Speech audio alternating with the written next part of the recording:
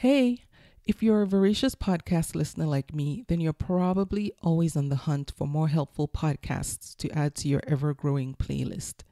So, have you listened to the Etsy Success podcast yet? You can subscribe to it in iTunes or wherever you get your podcasts.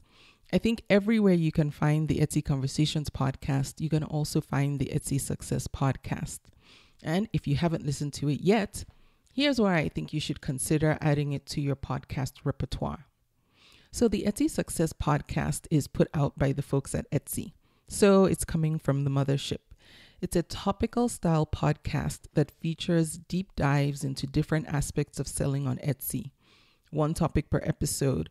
These discussions feature Etsy admin who are experts on various topics like social media, market trends, keywords, etc. Another nice thing is Mary and Tess, those are the hosts, they don't just postulate, they select a seller that's doing something really well and then deep dive into that seller's strategies for success.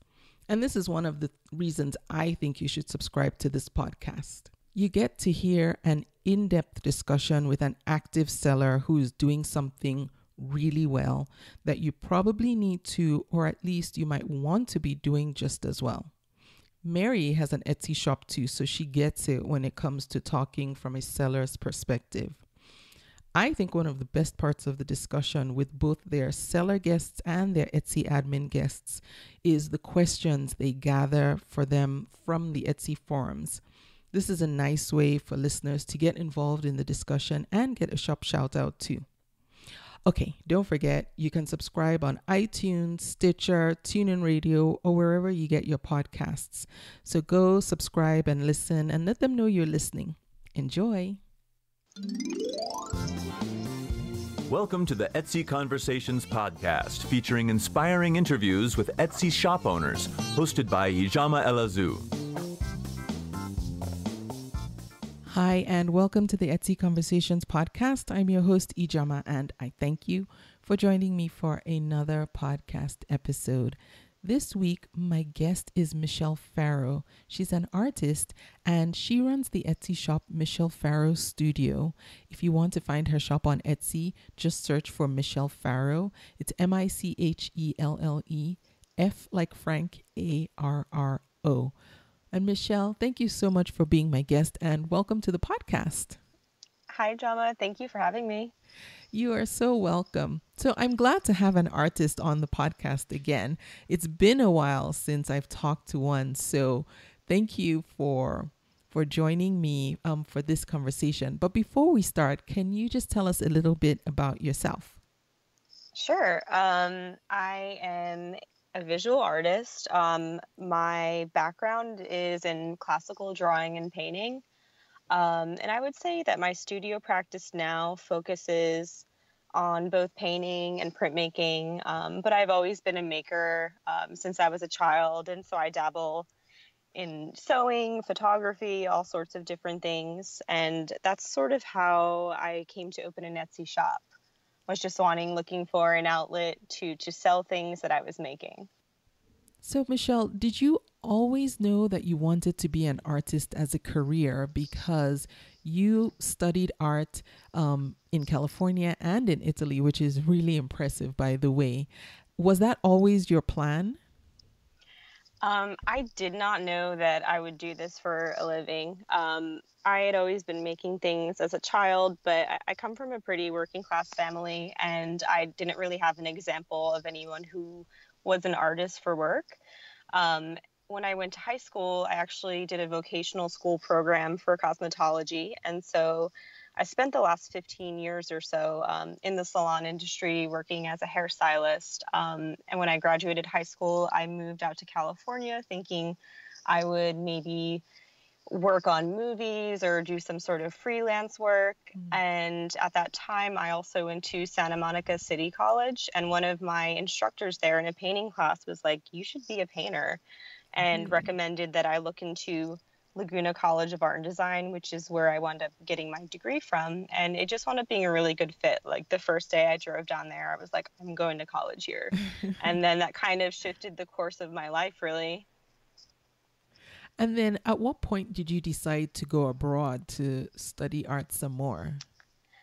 Well, Laguna College is a pretty classical painting school. It's a lot of painting from nude figures, landscapes, and still lifes from direct observation. And the program at the Florence Academy of Art is really similar.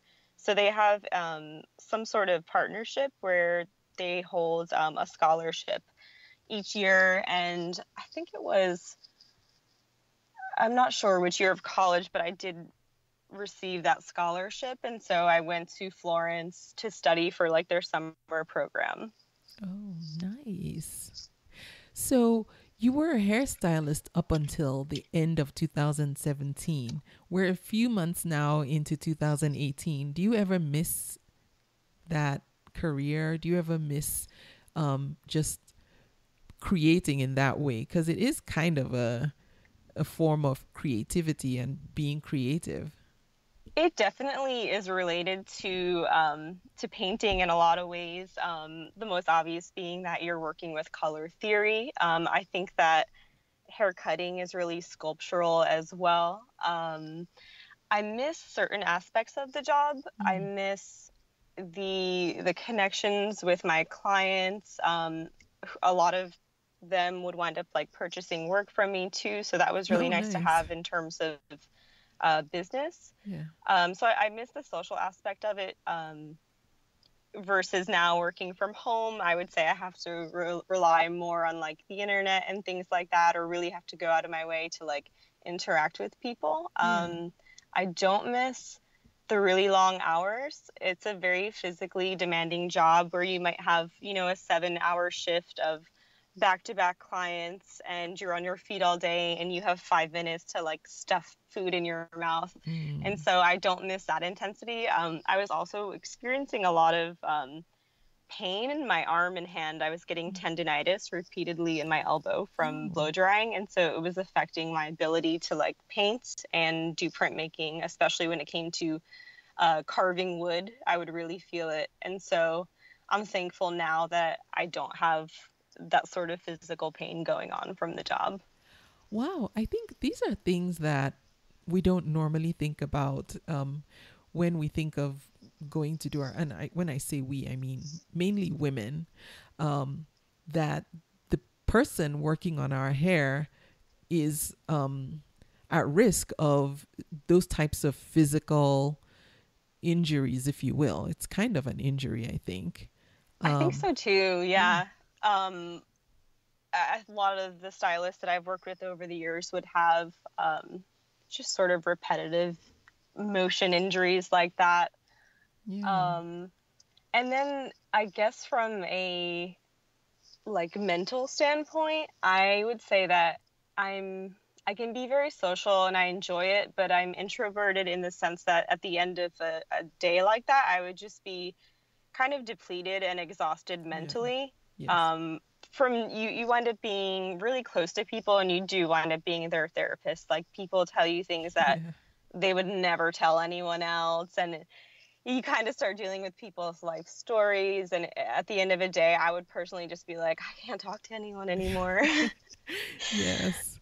I have my sisters and I have this joke about how some of us are introverted and some of us are extroverted amongst ourselves, and those of us who are introverted, we say we have like 2,000 words for the day, and then after we Yeah, hit yeah. our 2,000, that's it.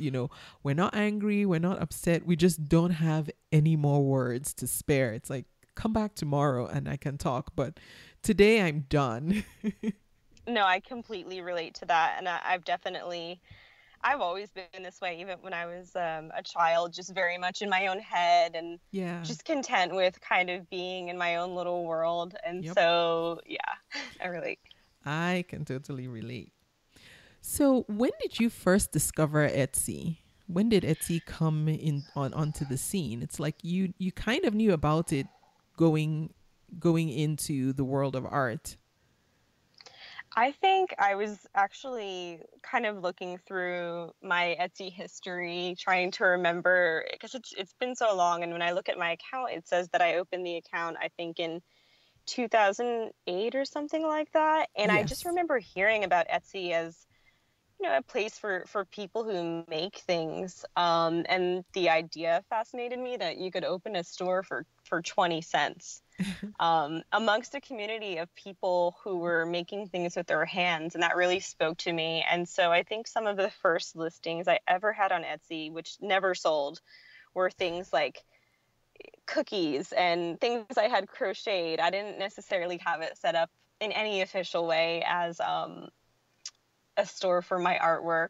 Yeah. When I really did begin focusing on it in that sense, I would say was around 2011. And so I was in college at that time, and I just started using it to list um, editions of woodblock prints and smaller things that I was making. Mm-hmm.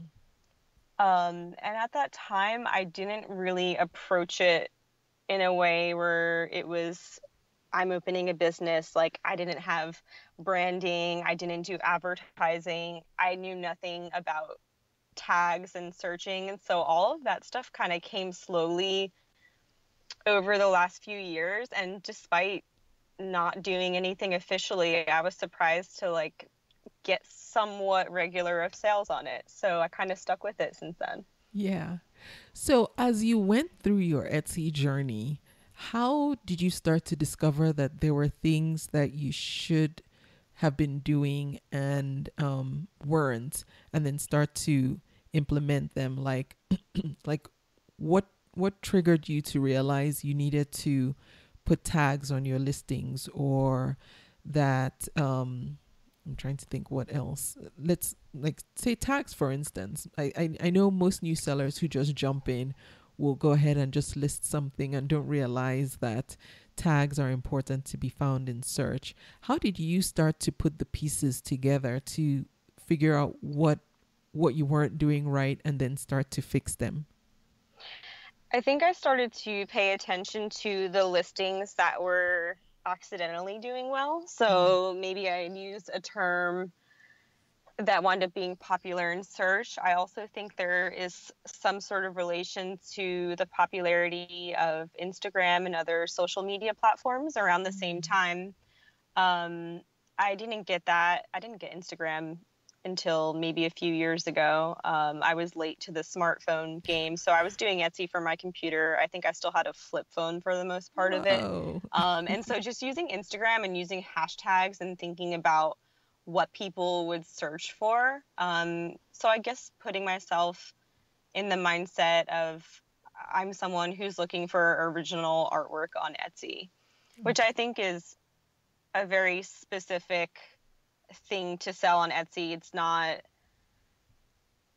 there's a whole world of items on Etsy, but I think when you say Etsy, a certain type of work comes to mind, or people think like jewelry or small handmade things, whereas I think we would associate fine art with more so like galleries or interior design or something like that. Yes, this is true. And that's why I like to have artists on, because I do think sometimes artists and artwork can easily get lost in Etsy, even though it is handmade. But sometimes we think, well, if I want art, I need to go to a studio. I need to go somewhere formal.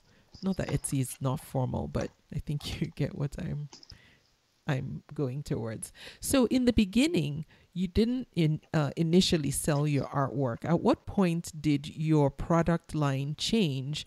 And did you do a whole shop revamp when you decided to focus on selling artwork? I didn't necessarily revamp any of my shop. I just tried to make each listing better and better. I think it would have been really overwhelming to look at past listings that I had and think, oh my God, I have to do everything over. Yeah. And I mean, to this day, I'm still going on my store, looking at listings that aren't doing so well and saying like, what can I do to improve this? Do I need more photos? Do I need to describe what the item is more? Does that answer the question? Yep, it does. Okay. Yeah. And I know it can be overwhelming to think, okay, I've changed focus. How do I go back and just, start from scratch. And sometimes it's just not worth it to do that. Either just let things run their course, or, as you come across things, then deal with them. If it's a listing that you feel has run its course and just needs to come down, then then take care of it then. But yes, I know it can be easy to get overwhelmed when you think of revamping an Etsy shop. Yeah, and I wouldn't say that I ever really changed the course of my shop. I think through selling artwork, whether it's been through Etsy or through someone contacting me through my website or a gallery, I've been fortunate and perhaps stubborn in the sense that I've been selling work that I wanted to make. I've done commissions and requested pieces for collectors, but for the most part, I've been able to sell work that I was just making as a product of things I was interested in depicting. And so I've really tried to keep that the focus of my Etsy shop, rather than saying, oh, I sold 2 landscapes, I'm only going to make landscapes from now on. Yeah. And so I guess I've tried to fit that mentality into any sort of business advice that I've read or listened to regarding Etsy. And just the idea of branding for fine artists, I think, can be really confusing, because there are some artists that will work like that. Like maybe someone has the idea of, say, a summer line, but that's not my personality. And so I've really tried to convey the idea that my Etsy store is products that come out of my daily studio practice. Yeah. I very much associate myself or relate to the mindset of an artist with a practice of discipline of painting and printmaking. Yeah, no, I like that. Now, you mentioned that you've got commissioned work. Did that come through Etsy, or does that come through your website? Which, by the way, if anyone wants to check out Michelle's website, it's michellefarro.com. Again, it's MICHELLEFARRO.com. So how do you get commissioned work? Because I know another artist listening to it who might not have that but is aspiring to get commissioned work might be interested to know. Let's see, reflecting on most of the commission work that I've done, I would say they're from people who I know personally. And so it could be, someone who follows me on Instagram, or I had a few just through clients working at the last salon that I was in, not necessarily clients of my own. I actually had work hanging at our salon, and that was a really great way to sell work, because people would see it and they would say, who's the artist? And I was already there, and then we would get to talking, and they would say, I would really love a painting of my kids with our dog or something like that. And so moving forward, and me not being in a physical place all the time like that, I think that's really what I've been pondering from a business standpoint, is how can I make up for that in-person interaction I was getting at the salon and replace that somehow in my location now. Yeah. Is craft fairs or vendor shows an idea that you've toyed with, or that you think might work for you in that sense, to replace that in-person, I guess not advertising per se, but exposure? Exactly. I've really liked the idea of doing craft shows. I've done a few, and they've always been a really positive experience for me. The largest one I did was Porter Flea, which is sort of a craft fair or showcase, and they have one in Nashville over the summer, and they have a holiday market in winter. And I did that, I believe it was not this past December, but the previous. And I had a really great experience. I sold a lot more work than I thought I would, and just really enjoyed everything about the fair. So I would definitely be interested in doing more of those. How much preparation did you have to do for your very first craft show? was it a show where they gave a lot of support, as in they told you how to prepare and set up your booth, or did you have to do a lot of the footwork yourself to figure out just what you needed to do to make it a successful show for yourself? Okay. The first craft fair I ever did actually was, I don't know if you've heard of the Sawdust Festival. It's kind of a world famous craft fair in Laguna Beach. No. And they have one over the winter. And the way that works is that you basically rent an already made booth. Oh. And so from doing that, I'd worked at that fair a few summers working for like jewelry artists and different artisans. And so I had an idea of, presentation, how to interact with potential customers, and that definitely helped. But looking back to Porter Flea, which was more recent, that was a lot of work, and the biggest part was building the booth. I actually shared a booth with one of my artist friends, Lindsay Davis, and she and I both have some building experience between us. And so I think just coming up with a way to display a lot of work on paper. I did a lot of research on, the internet, Pinterest. I tried to look at past photos of just other craft fairs that I could find, just to have some examples. I'm a very visual person. And so if I see it and I can envision my work in a certain way, that was really helpful for me. And then just the little details, like how are you going to package your work? Are you going to have, prices on each piece? Little things like that were, definitely something I had to consider. Yeah. Do you now feel like you could write a book on that, having gone through it?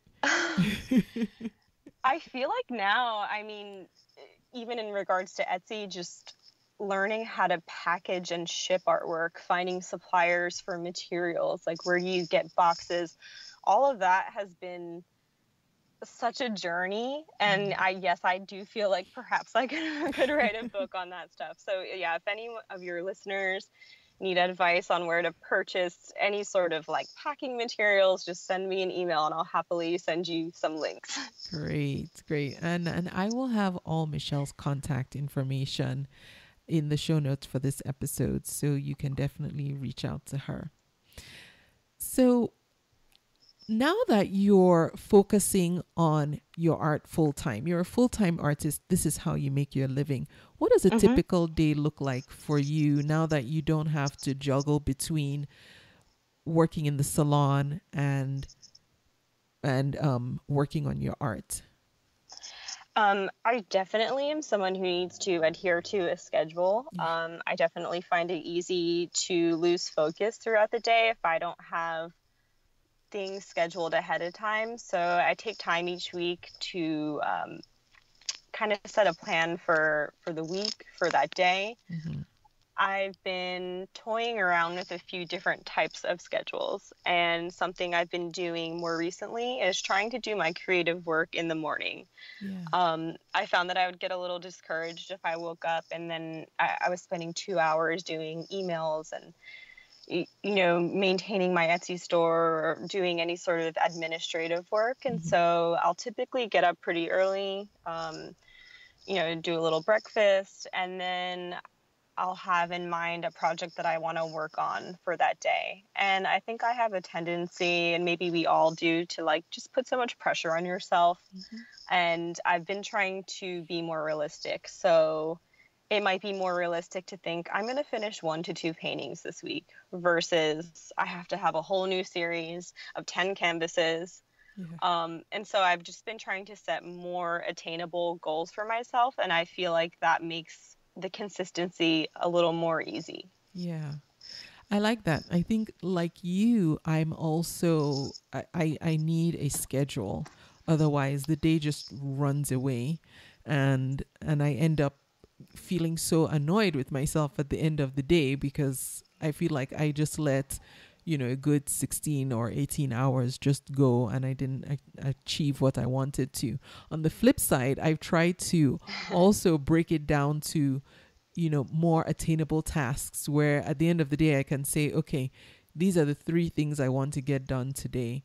They're not big, huge projects, but they're smaller parts of a bigger picture, so that if I'm, painting this picture each day a little bit, eventually it will be finished. And then sometimes I get down on myself because I feel like that's all you're going to do. I know. Like, No, I totally relate to that. yeah. So I know it's just a constant battle with this, trying to manage time and whatnot. Do you have any tools that you use to try and keep yourself on track, or basically you just decide what you want to do, and at the beginning of the day you barrel through? And are you able to end your day as far as work goes and then move back into just regular life with your people? Yeah, I've really been trying to make that a point of scheduling as well. Like, it is important for you to have downtime, for anyone working from home, to say, I'm not going to work anymore after a Mm-hmm. certain point.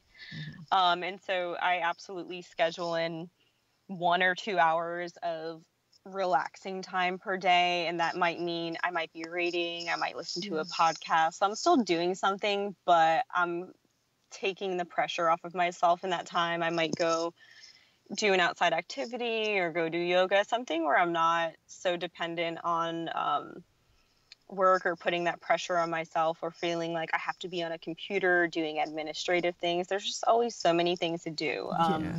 I think when you are a creative person working for yourself with a business, you're doing your own publicity, you're doing all the contact work. I'm updating my website. I'm taking product photos. So there's always so many things that I could be doing. I think it's important to have that time where you're giving yourself permission to just relax and not do anything. And I feel like it's made my frame of mind a lot more positive doing that practice. Yeah, I agree with you. I started to do that too. I realized that everything started to revolve around business, and it wasn't healthy. And No. so I actually went to the public library, and I'll borrow business books, like just things to learn about, like time management or customer service, how to just provide excellent customer service to the people I'm serving and doing business with. But then I realized after a while that was all I was reading. And so I made it a point for every 2 business books, and I still want to read more business books because I feel like I'm still in that growth stage of growing a business. I borrowed 1 novel, or, a non-business book that I wanted to read. So either an autobiography or a biography or a novel, so that when I'm having my downtime, I'm not reading a business book because then technically it's not really downtime. I'm reading, a novel, or, something that interests me. I like mysteries and thriller type books. And so I would read that so I could make that mental switch completely from work and business to something that wasn't. And then with podcasts, which I love, I started a new playlist where instead of just business shows, I listen to non-business shows, and I'm going to confess this, I don't think anybody knows this. So I listen to shows about, one of the ones I just recently discovered is about pageants, which I know it makes no sense, but it's so entertaining to me to listen to what goes on in the pageant world, and how people who are involved in pageants prepare, and all what goes into that. And I know some people don't take pageantry seriously, but those girls and guys work hard at what they're doing. They really do. And I just give them props. Now that I've heard the backside, I'm like, okay, that's serious business. So anyway, that's how I switch tracks.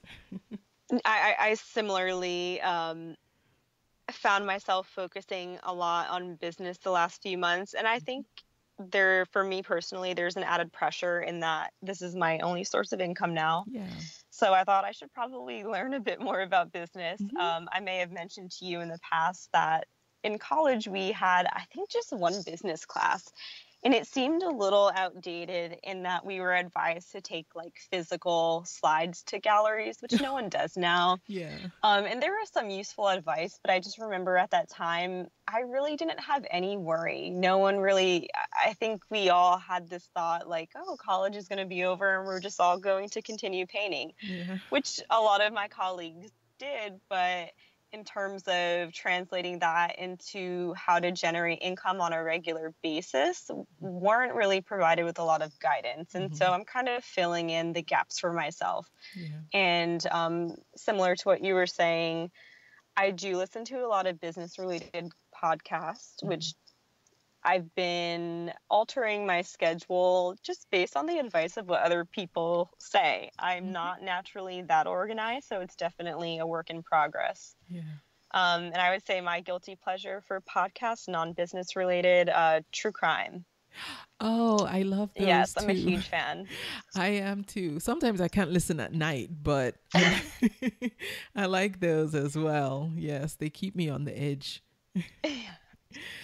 So, as an artist, inspiration is very important. What inspires the artwork that you create? And not just the artwork, because you do more than just everything you do is original art by you, but you also have greeting cards and you have rubber stamps. What inspires the art that you're creating? Not just in the print work, but then also your cards and the stamps. Yeah, well, a lot of the cards and stamps are directly based on my artwork. So a few of the greeting cards I've created with the intention of, I want to make a thank you card, but I would say a majority of them are either cropped areas or whole paintings with text laid on top of them. And then the rubber stamps, they are sort of a fusion of my love for crafting as a kid and printmaking. In the first printmaking class I took, it was the very first project we did was to make a rubber stamp, and I just fell in love with the idea of it. And so most of them start as either drawings from my sketchbook or some of them are my woodblock prints shrunken down very small, but they do typically start with hand-carved versions. And that's an interesting maybe aside for some of your listeners. Like when I started selling a lot of stamps on Etsy, each one was made by hand. So each time I got an order, it was made to order. I would carve the rubber for each item, and it just got to be ridiculous. Where I thought maybe I should look into this Etsy production partner situation. And so now I create a prototype for each of my stamps, but the version that the customer receives is a laser engraved version. And it's much better quality. The rubber lasts a lot longer. And so that was sort of a win-win, and something I probably did a year too long of carving things by hand. And it was just taking so much time. And now outsourcing that part of it, I have a lot more time to focus on new designs or just other work that I would like to do. Now, what was your process for finding the right production partners to work with? You can find laser engravers in the US pretty easily these days.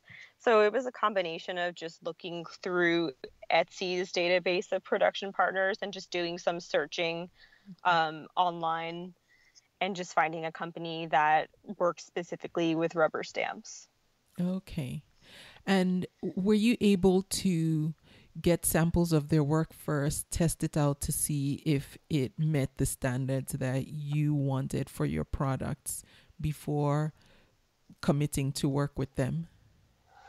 The order minimum was fairly small for the company that I worked with. And so I think that initially I just put in a small order, like maybe I ordered, 4 or 5 stamps. They come on a sheet. And so when I get them now, I still cut and assemble them all by hand in my studio. Yeah. And so I ordered a small sheet of stamps, and I could tell right away that the quality was good. And I just relied on some reviews that the company had from past consumers. And so I didn't really have too much trouble there. Okay. And has communicating with them been easy? You haven't run into any issues when you've needed to either talk with someone by email or however and get a response? It's a really easy process. The company that I work with, I just upload a JPEG image of what I want on that sheet, Mm-hmm. and then they send it to production. And I actually don't communicate with anyone. In the beginning, I did, have a lot of questions, and I was calling a lot to find out how to go about the process because I had never done anything like that before. Yeah. And I think I saw other stamps at a craft fair, and I was like, how are they doing that? I just didn't even know that it was a thing. Yeah. And I think part of that, coming from the handmade world, like for a while, I was sort of against getting prints made of my paintings, and I just realized how silly that was Yeah. to kind of deny yourself potential income. Yes. And so I think it is okay to outsource certain things like that, and it is still handmade. They're, unique designs that you can't get anywhere else, and so I became okay with the idea. Yes. And I'm glad you said that because that's actually what I where I was leading into is for anyone who isn't familiar with what production partners are. Um, it's basically a way to help you scale your business. And Michelle, please correct me if I'm not stating this the right way, but it's a good way to help you scale your handmade business. And so if if it becomes almost impossible or just too overwhelming to do every single thing by hand, you can partner with a production partner, as Etsy calls them. But these are, I don't want to say factories per se, but businesses that have the equipment to be able to take what you're doing and just do it on a larger scale. But you're still in charge of the design. You're still the one who's coming up with the ideas. You're still the creator behind the product. They're just helping you do it on a larger scale. Did I explain that correctly? Oh, for sure. And I think, on each listing that you have that does entail working with a production partner, Etsy requires you to disclose that information. You can make the production partner's name public or private if you choose, and then you can indicate what level of work they help you with. Yeah. So it could be something like, I do all of the work, and this company has the equipment that I don't have. So I Yes. also work with a production partner for my greeting cards Mm-hmm. and for my painting prints, because I don't have the type of printer that could recreate the quality that they Yeah. provide for me. Yeah, exactly. So that's what that is. So yeah, I'm glad we got to talk about that too. Now, oh, what was I going to ask you? Pricing. This is the other thing. How do you determine what price tag to put on your work? And I know Wow, art it's is very so, personal because yes. it's flowing from you, and not that anything else isn't, because yes, you still have to invest in supplies. You have to buy, your paint and everything else that goes into creating it. But when it comes to art, I think there's a different kind of personal connection with an artist than some other types of handmade products. I hope I just didn't offend everyone else who isn't an Well, artist listening. But do you get what I'm trying to I think say? absolutely I understand what you're trying to say, is that with some, like, say you have a clothing line, you might be able to exactly calculate how much your materials are, Yeah. how many hours of labor it entails, that sort of thing. And I Yeah. think there is some gray area, especially when it comes to painting, because I think that, and I speak for myself and my artist friends, we're notoriously bad at tracking. I couldn't really tell you how long a specific painting takes to make. I have Right. paintings that can take 4 hours and I feel like it's completely done. I have some that I've been working on for 4 years. So to Oh, put that wow. into a price is hard sometimes in terms of labor. Yeah. I establish my pricing So for painting specifically, there's usually two ways. There's usually the linear inch method, and which is what I use, and then Mm. there is, I think, square inch is the other one. And so I established my specific pricing by selling work at a price point that I was very comfortable with. So I had Okay. sold a few 8 by 10 inch paintings for a certain price. I think at that time it was $300, and I felt really comfortable with that range. And so to figure out what your linear inch would be, you would divide the price by, in that case, 8 plus 10, so 18. Mm. And I think at that time it was like $16 a linear inch. And then you would apply that to all of your other size paintings. And I Mm. really like this method because it's really consistent, especially if you work in different sizes of paintings. Yeah. And since that time, it's gone up just a bit. So I can give myself some sort of raise. Yeah. And then for my other items, I did some research, like how much are other, greeting cards selling for? Right. How much do people, if you look up something like woodblock prints on Etsy, you find a really large price range. And the same thing with rubber stamps. Mine are more priced $14 and up. You can find rubber stamps for $4 on Etsy, but those aren't necessarily handmade items. That might be someone reselling a vintage stamp that they found. Yeah. So I think part of it is just being comfortable with, sticking to your price and just accepting that some people will look at it and say, I would never pay that. And some Right. people would pay that without blinking an eye. Yes. Oh, I completely agree. I sell some rubber stamps too, but they're vintage stamps, and I've done some market research, like you were saying, and the prices are just all across the board. And sometimes I feel bad because I feel like, okay, I'm just throwing a dart to see where it falls, and I've had to adjust based on what people were willing to pay for that item. If it's something that someone feels like, I'll never see this again, and I've been waiting to find it since, whenever. But then it's different when you actually make them and it's a unique type of stamp, and it's coming from your artwork as well. Now, because you offer different products, are there any that you found perform better than others? I would say that I definitely sell more rubber stamps than anything. In terms of original artwork, I would sell more woodblock prints than paintings. But I'm always surprised at the sale I have here and there that is, a more expensive painting. And that's what I really love about Etsy. I think it was last year I sold a painting. It was a framed gouache painting of like a vintage floral pattern. I think it was priced around $200 or $300, and someone in Qatar bought it. And I just thought Nice. that was like one of my favorite sales, because I thought even if I had the best gallery in town, no one from Qatar would buy Would that have painting. never seen it. And Right. so, yeah, it was really like a special moment for me, I guess. Yes.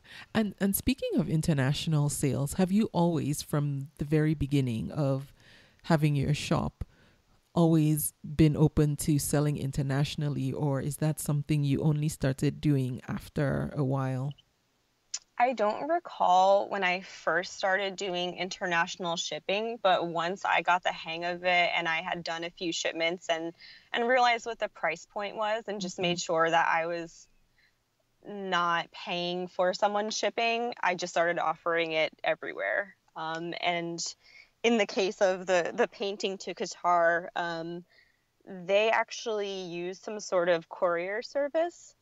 And so, it being sort of an obscure area, I had to just mail it to a place in the US, and then they handled it from there. I haven't really had too many problems with international shipping. I think the whole idea of shipping fragile items like artwork was definitely a work in progress for me. Just making sure something like that is secure going long distances took a while for me to figure out.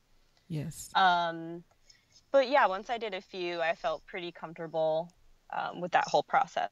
And I think Etsy makes it really easy in terms of like having the customs form and being able to print labels from home. That's definitely more helpful than having to go like fill out that item each time at the store or at the post office rather. Yeah, I remember when that was the case. It was such such an inconvenience to ship internationally because you had to physically go to the post office, fill out the customs form, and then before you could mail it. So now that Etsy incorporates that, and which unfortunately right now is only available to US and Canadian sellers, I believe. But Oh, that's kind of a shame. yeah, I know, hopefully it will. It's just I mean, I figure it's hard for them to figure out what customs requirements every country that sellers are based in need to follow. So you can only do what you can. But I just wanted to quickly go back to what you mentioned about when you shipped the framed artwork to Qatar. You sent it to a location here in the U.S. and then somebody or some company then shipped it to your customer. And yeah, so I didn't know it was a thing. Yes. But apparently if you live in an area that is maybe doesn't have a very reliable postal system, you may pay a membership for a company that's located in the US or Europe. You can order whatever items you'd like online, and then that company will handle the safe shipment of those items to your residence. Yes. And thank you for explaining that, because this is one question that came up not too long ago in the Etsy Conversations Facebook group. And it's not something that's totally unheard of, but if you're a seller and you've never run into this before, it can seem kind of weird when you get the order and then someone says, okay, ship it to this address. And you're I thought it was a scam. I really did. And especially for that price point. I mean, I definitely get emails here and there, and definitely some on Etsy where I think the common art scam these days is someone says, oh, I found your work on my wife's browser history and I'd really love to buy a painting for our anniversary. And then the whole, I'm going to send you a cashier's check in an excessive amount. And so I'm thinking right away, it just seems very suspicious with like the address and location not really matching up. And then I Googled the address and did some research and found out people had similar concerns, but it was a totally legitimate operation. Yes. Yep. Exactly. So, I mean, that's not to say that if you get an inquiry that you're suspicious of, you shouldn't look into it. Definitely look into it. But some of these are legitimate orders from honest people who want to buy your products, but this is the only way that they can actually get those products. So if you're shipping internationally, just be aware of that. Okay. Now, have you ever, in all the time you've been selling on Etsy, had to deal with an unhappy customer? Let's see. The only incident that comes to mind is someone purchased a woodblock print.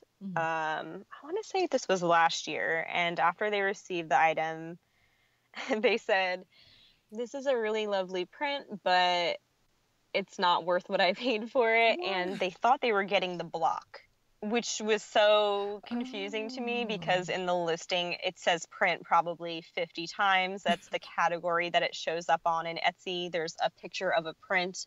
There's a picture of the print next to the actual block that it's printed from, but it doesn't mention anything about wood. It says that you're getting a print on paper. And so in that case, I did offer, anything I could do to make you happy with this transaction, let me know how you'd like to proceed. And I was clear that like, I'm, an individual artist. This is how I make my living. And they never responded to it. So I think that was not something that I can expect to happen frequently, but it was very strange.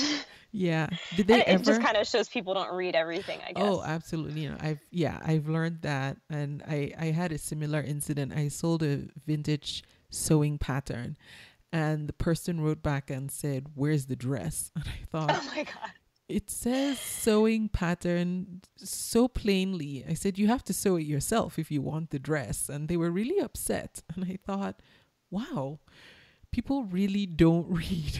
I guess they were just Yeah. looking at the cover of the sewing pattern and not really thinking that they had to make it. So yeah, I had to work through that one too. Did you refund them in that case or offer to refund them? Well, I did, but I also explained that, it was a pattern to make the dress in the picture. It wasn't the dress itself. And we discussed it back and forth. Like they were really confused by it, which blew me away. But at the end of the day, they just said, okay. So I ended up not refunding them because when I offered, they went dark. So I thought, well, okay, I'll just get a bad review if it comes down to it. But they never left a review and never responded again. So I had one review that kind of bothered me. It wasn't necessarily a bad one. I think they still gave me 4 stars, and they said something like, cute stamp but small for the price. And it just bothered me because I list the dimensions. yeah, It's pretty clear how large it is. yeah, But trying to take that as like constructive criticism, something like that, did make me realize that scale is perhaps something, even if you list the numbers, like that is your job to make clear the size of yes, something, and especially in regards to artwork. yeah, And so that's something I've been thinking about more, just making sure that someone can envision a certain size painting on their wall, or just something else in the photo, because when you see the close-up cropped image of a painting specifically, it may not be yeah. clear to someone, even if you're listing the dimensions, like what that would look like. Yes, actually, that's so true. For dimensions, I try to, for my smaller objects, put measuring tape right next to the object so that somebody who isn't reading can see the tape and the dimensions next to it. But sometimes even that isn't enough because somebody might not, be able to envision the size still. So Mm-hmm. one of the things I'm, saying, like we talked about, do I go back and take pictures again? I don't plan to, but going forward is doing side by side comparisons. So I'll put it next to a book so that you can see, in comparison to this standard book, this is the size of this object, something very common Mm-hmm. that people are familiar with the size of. Yeah, like a setting or some kind of context, I think is really helpful, even if it's like a framed picture next to a flower in a vase, or like you said, a Yeah. book, or just something that like the size of it. Yes. And now with having 10 pictures, I think it's a good, Etsy gives that good opportunity to help answer questions that, even though you say something in the description, people might not read. And so you can use a picture to convey that information as well. So there's just less confusion. Yeah, I think so too. So let's talk about how you promote your Etsy shop. I know you mentioned Instagram earlier. Is Instagram your main traffic driver to your Etsy shop, or do you do anything else like promoted listings or even the Google ads that Etsy now offers? I've never done promoted listings or any sort of ad. I just got a business account for my Instagram in the last 2 weeks. Mm, And so I'm testing out running some promoted ads. But I think Instagram is a really great platform for visual artists. And um, with just having the camera and that visual orientation, I'm just naturally more drawn to it. yeah. Part of me having more time to focus on the business side of things now, I'm trying to find out what is the best platform for me. I repeatedly hear people say that Pinterest drives a lot of traffic to their store, and I haven't really used Pinterest a lot. And so I'm Mhm. starting to investigate that platform, as well as Facebook. I've taken a hard look at who my collectors are, and people buying higher priced items like paintings tend to use Facebook. They're not on Instagram. And Yeah. so considering that information, I thought it would be smart for me to, get an art page for Facebook, which I just did. And so I'm in some uncharted territory here where I don't necessarily have the results, but I would say I don't really get a lot of traffic from social media. A lot of my Etsy traffic is either direct visits through the Etsy search bar or through Google search. Oh, interesting.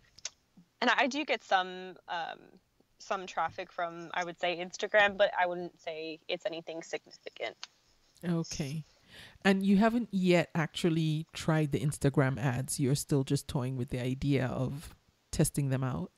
I have one running right now. It's the first one that I tried, and it's just a recent painting that I did with a link to learn more on my website. And so I think depending on the context, I definitely struggle with the idea of being too salesy, even though I'm selling items. Yeah. And so with Instagram promoted listings or ads rather, they have a set list of buttons, and I would say the two that speak to me the most are learn more or shop now. And so unless maybe I would use it in the context of a sale or say I'm releasing, here are these new stamps, you can shop now. I might try something like that in the near future. But for this first one, it's just kind of linking to my website, like learn more about my work was the idea. Okay. And does Instagram provide you the insights so you can see how many people have seen the ads, how many people have clicked on your button and gone over to look at? They do. They provide additional information as well, like when your users are most active, how many people have saved it, all sorts of engagement like that. Nice.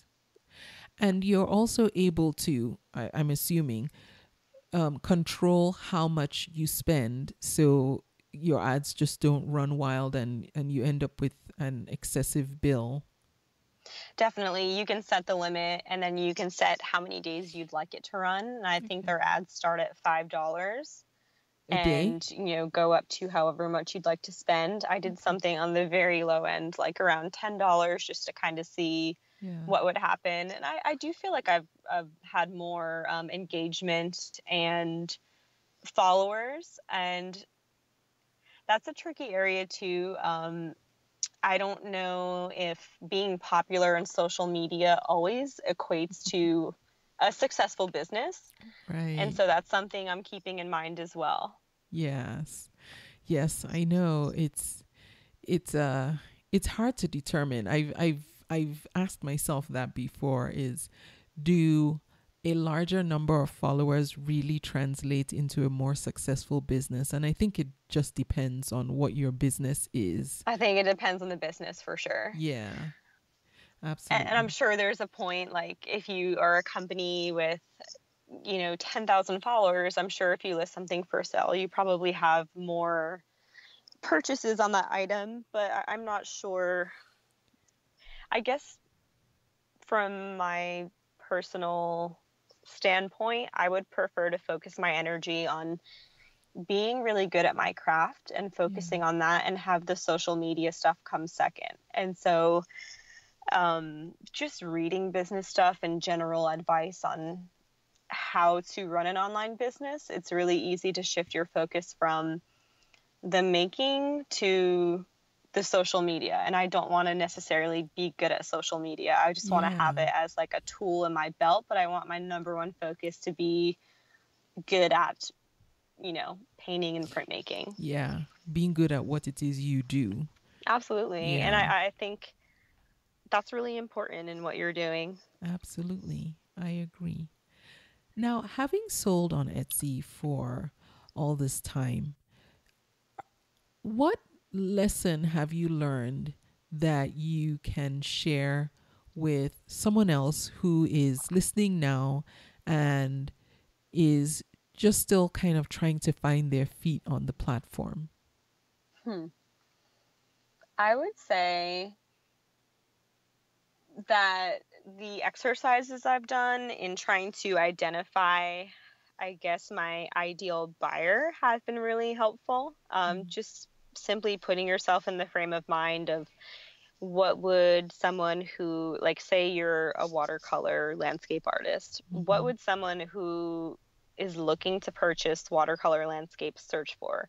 Like, what outlets would they find you in? I think having a lot of photos, good quality photos, is really important. So if you're a visual artist starting out on Etsy, I say this from having a lot of artist friends who are some really bad at like photographing their work. Mm-hmm. There are so many free resources like online, even like if you look on YouTube or something like that, how to work a digital camera, how to get um, a good replica of your original artwork. Yeah. Obviously, a scanner is helpful for smaller things. So I would just say, make sure there are good quality photos. And even though it can be difficult for artists to maybe identify with a specific brand, try to maybe fit yourself into that idea in some way. Like, if I don't think you have to paint just one thing or depict one kind of content to have a brand, but how can you convey a clear message to your audience? Like, what do you do? Mm. I like that. I think that would be my advice. Thanks. No, that's really good advice. Is there something you would say you're doing right now that's working really well for you on Etsy? Yes, I would actually. So I recently started looking into just general like Etsy marketing advice. There's one woman who I've purchased a couple of like marketing plans from, and I found her just through like being on an Etsy team. One of the exercises she has you do, which I think could translate to any social media platform, is that she has you follow 25 people per day and then favorite 25 non-competitive items. Huh. And so I've been doing that practice for maybe 2 weeks now, and I definitely have noticed a lot more engagement on the Etsy platform where like people I follow will come back to my store and interact with me, and they might favorite my shop or my items. And so I think it's been a really interesting exercise in trying to direct more attention to my shop. And then also it's been amazing to see all of the work on Etsy. And I didn't realize before that I've only really existed as a business on Etsy, but more so than a shopper.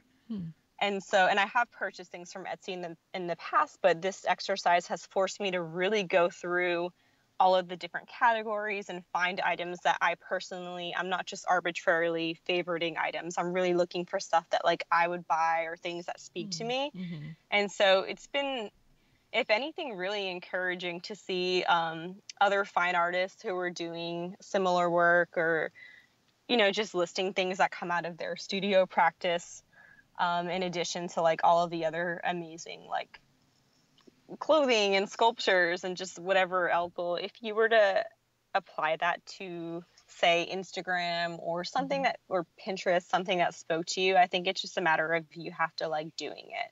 Yeah. I think you would definitely see some increase in engagement on those sites as well. So it's an Yes. interesting concept, and I think it does have some results to it. Yeah. And what I like about that is, like you mentioned, the increase in engagement. I think more than an increase in numbers, like let's say with Instagram or even on Etsy, more than having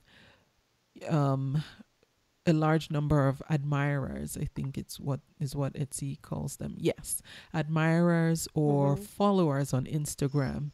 What's more important is engagement, and engagement like on Instagram would mean people interacting with what you're putting out.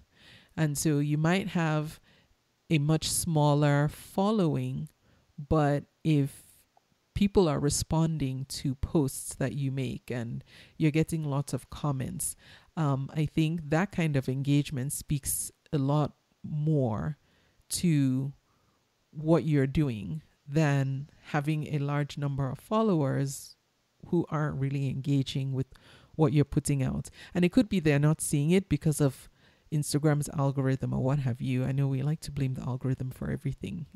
There's some truth to it, but I'm still. definitely resentful of the algorithm. I want it to come out in real time. I just appreciated that more. I know. It wasn't until recently I realized that what I was seeing was not fresh. I thought, oh my goodness, this has been out for 4 days. Why is it just showing Yeah. up in my feed? Yeah. So, well, what Oh, can you do? I think the idea of quality over quantity is important, especially if you're making one of a kind items like Mhm. paintings. Only it really matters that that one painting speaks to a specific person. It doesn't matter if I have 1,000 people see a painting and none of them like it. It just matters like if I find the right person Yeah. who can envision that painting in their home. And the reverse might be true, in the future if I have a lot more like prints available of my paintings and things like that. But focusing on smaller, unique items, I think it is more important of the engagement and who the right person who's seeing it. Yeah. Absolutely. When I listen to your podcast or several other sort of creative business oriented podcasts, I'm always keeping my ears peeled for any relevant advice. There are definitely a few other specifically like fine artist related business people that I follow. And I feel like, again, that advice that they're giving can be applied to any platform really, or just the general idea of like selling your artwork. Not necessarily through Etsy. It could be, on any online platform or in Right. person as well. Yeah. And so I'm always looking for advice like that. One lady I found recently, her name is Maria Brophy. She was on a podcast I listened to, and her advice really spoke to me. So I wound up like getting her book. I think that has a lot of really great exercises. The book is called Art, Money, Success. You can buy it on Amazon. And I think if there are any like fine artists who are listening and they just want to sell their work, whether it's on Etsy or just in general, has a lot of really great like worksheets and exercises to like get you moving in a direction to sell your work and just kind of have an idea of like what your brand is and who you should be engaging with. Oh, very nice. So it's called Art, Money, Success by Maria Brophy. Yeah. Okay. So I'll hunt that down and put a link to that as well on in the show notes for this episode on Amazon. So if anyone wants to buy it, they can. Michelle, what's the best way someone who's listening and wants to get in touch with you after this can reach out and connect with you?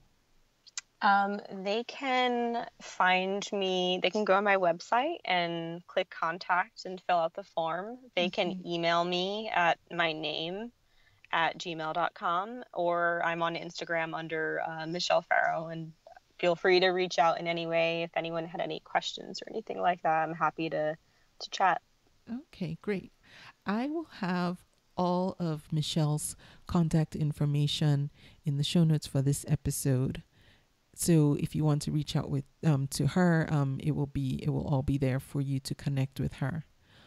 Michelle, thank you so much for being my guest on the podcast. Thank you for sharing your journey and just all what you're doing. I'm excited to hear how things go for you in the future, and I'm glad that you're doing this full time, because I feel like I can almost feel the fulfillment that you get just being a full-time artist. So congratulations on that. Thank you. Thank you so much. It's been really nice speaking with you today. Same here.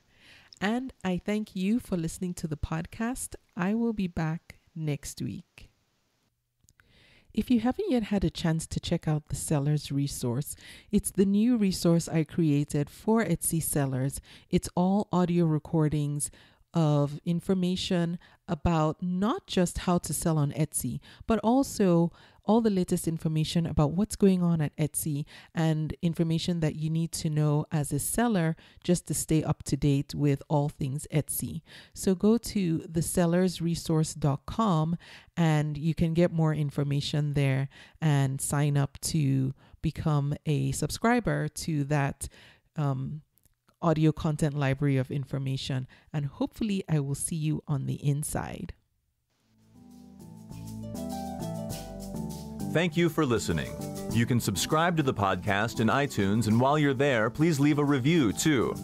Visit convome.com to leave a comment or feedback on this episode.